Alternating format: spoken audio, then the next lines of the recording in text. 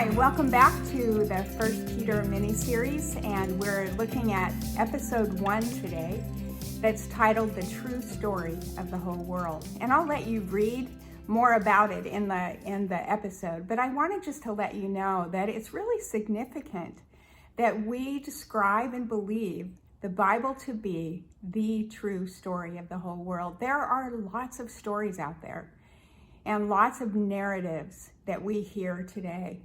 And we're not saying that the Bible is just one among many narratives and you can just choose this one. We're not saying it's the best of the narratives out there. We're not even saying that it's just one of the many religious narratives out there. We're saying that the Bible tells the true story of the whole world, and we're introduced right at the very beginning to the creator of the universe, the one who created all things and created you and me.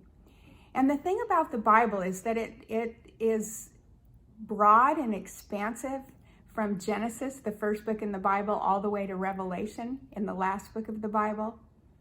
It has different genres. There's narrative, there are historical, poetry, letters, gospels, apocalyptic literature.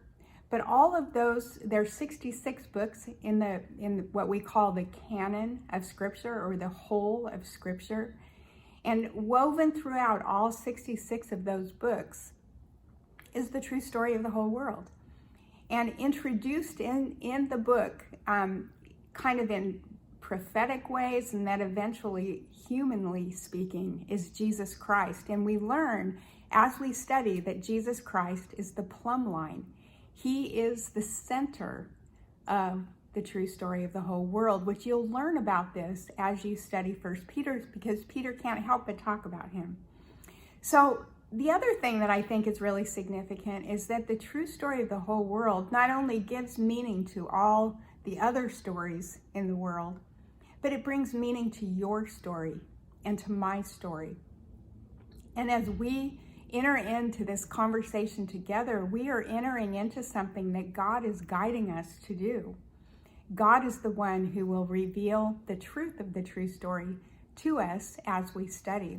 So I'm really excited about that for you, and that you'll experience what I experienced with my friends as we studied this book together.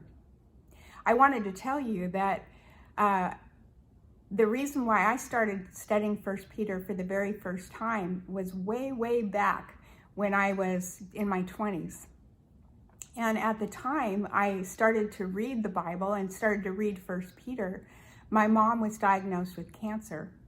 And I just happened to be reading this book at that moment. And she, like me, was a new believer. She was a new follower of Christ. And so we spent a lot of time in the few months that she lived after her diagnosis and talked a lot about God and a lot about the hope that we have in Jesus, which Peter focuses on immediately in his letter that you'll be looking at today.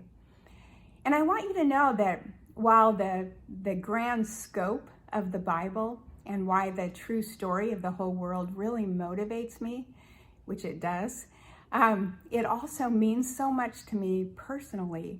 And this book especially, because of the ways that God used this book in our lives through a very difficult time where my mom suffered in the last few months of her life.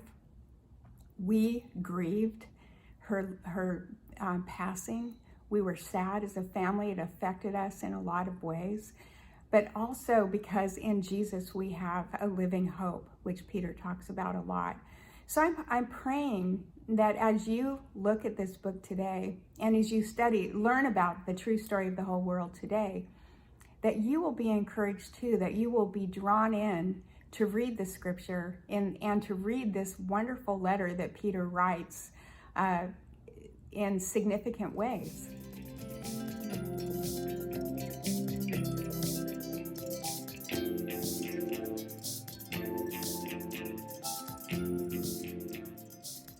The four themes of the Bible, the true story of the whole world, are creation, fall, redemption, and restoration.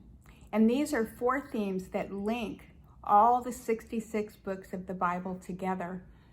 What we've done in our study is we've highlighted aspects of the true story of the whole world in each lesson. So you'll be able to see these themes come to light. We'll help you see those. We've also included different videos from a great group called the Bible Project. And these are short 6 or 7 minute videos that kind of enhance our study, and they're really well done. And I hope that you take the time to watch those as we prompt you in the lesson. We'll show you how the true story fits into 1 Peter. And like you've read in your lesson today, that Peter writes to this group of people that have been dispersed all across Rome to homes that are not their own. They were forced to move. And yet he begins his letter by saying, by the foreknowledge of God, he chose you to be dispersed and to be scattered. And as you wrap up your lesson today and you've considered these 4 themes and you've considered the book of 1 Peter and this episode on the true story of the whole world, I hope that you can see that God has chosen you to be part of this discussion right now. That he maybe has you in difficult or trying or painful or confusing circumstances. And we want to say, welcome to the club. That's where we were as we wrote this study for you. And I hope that as you've read a little bit and talked together about the contents of this episode, that you find yourself drawn to understand and learn a little bit more about God and a little bit more about the Bible.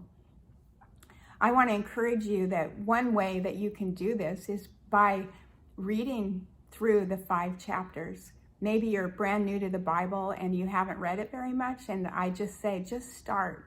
Just read it, even if it doesn't make any sense. Eventually, as God's Spirit works in your life, you'll find that it does begin to make sense. Another thing you can look for as you wrap up today are some of the ways that sort of the situations people found themselves in that were trying or difficult. He talks about suffering and trials quite a bit. He talks about families and friendships, and they were people like us. And that as much as this applied to the first century believers that this letter was sent to, it applies to us today too. So it's my prayer as you wrap up your study that you'll be encouraged as you learn just a little bit about the true story of the whole world.